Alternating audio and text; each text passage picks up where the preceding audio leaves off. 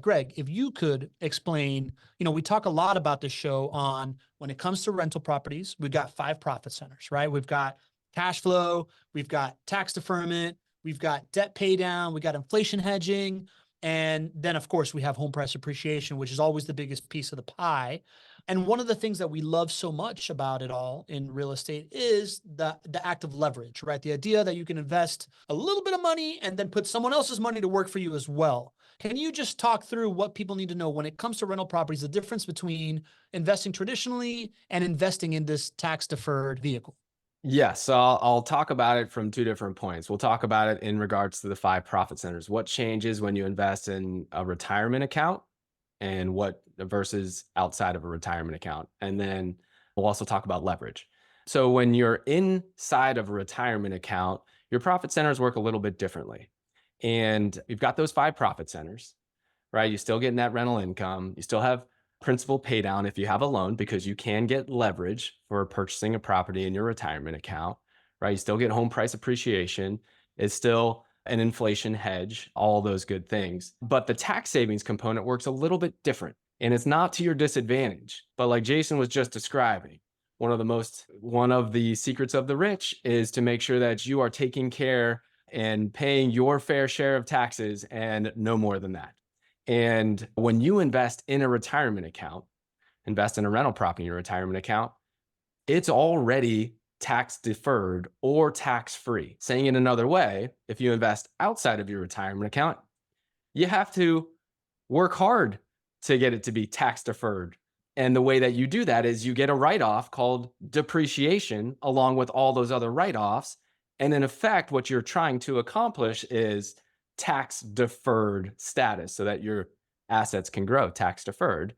And you do that through all those write-offs. Well, when you invest in a retirement account and you buy properties in a retirement account, you already have that, right? If it is a traditional IRA, it's tax deferred. If it is a Roth IRA, it is tax-free growth. So you've already accomplished it. You don't get the additional depreciation when you invest in a retirement account because, quite frankly, you've already reached the goal.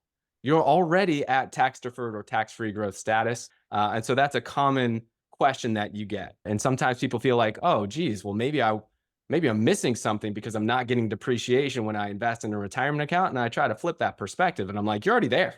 You already have it because it's a tax deferred or tax-free vehicle. And every other profit center is the same, whether you're outside of a retirement account or inside a retirement account.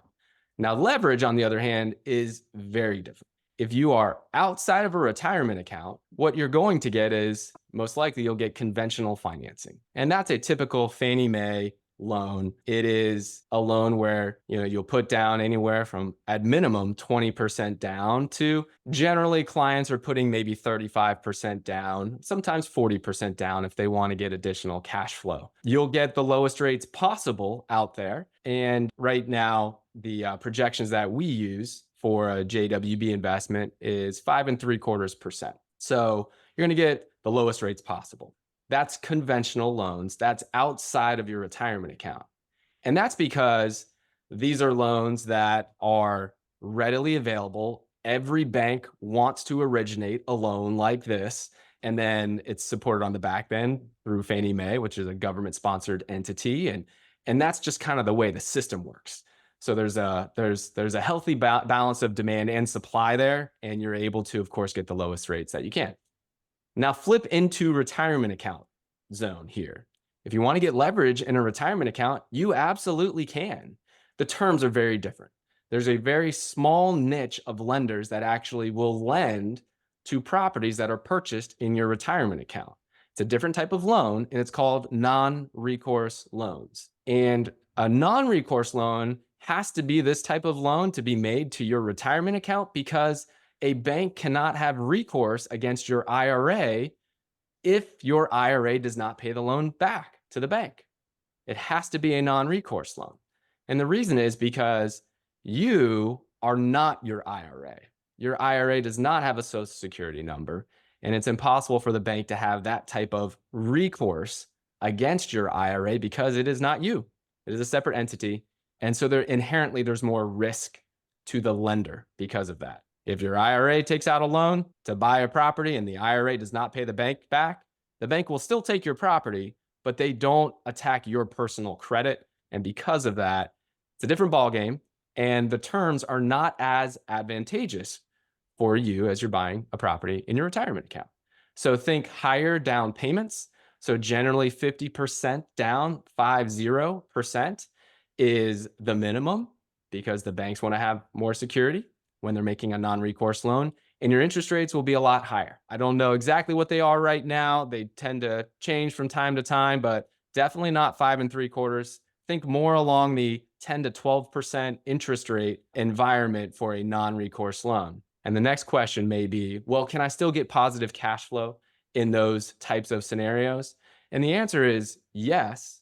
We just have to, again, put a plan together for you so that we can make sure you have the right down payment percentage, the right mix of the assets, because many times what we'll do is combine leveraged properties in your retirement account with cash purchases to make sure that this is a portfolio that pays for itself within your retirement account.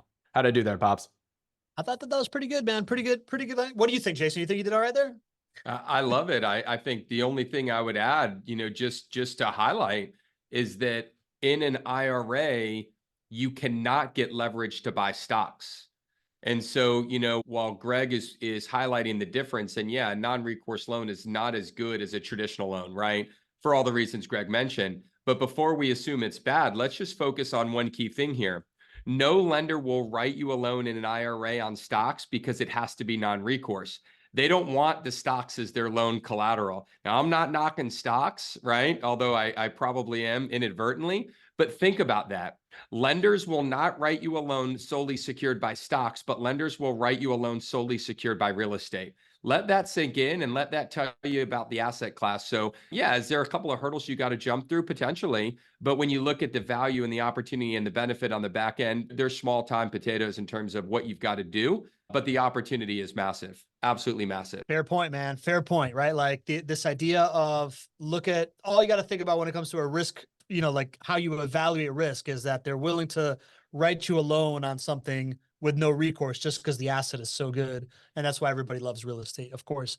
Real quick, that explanation that Gregg just gave, that Jason just gave, if you want to hear that again and you want some hand holding and you have some like direct questions to ask experts that have access to the lending, that have access to custodians like NewView, go to chatwithjwb.com.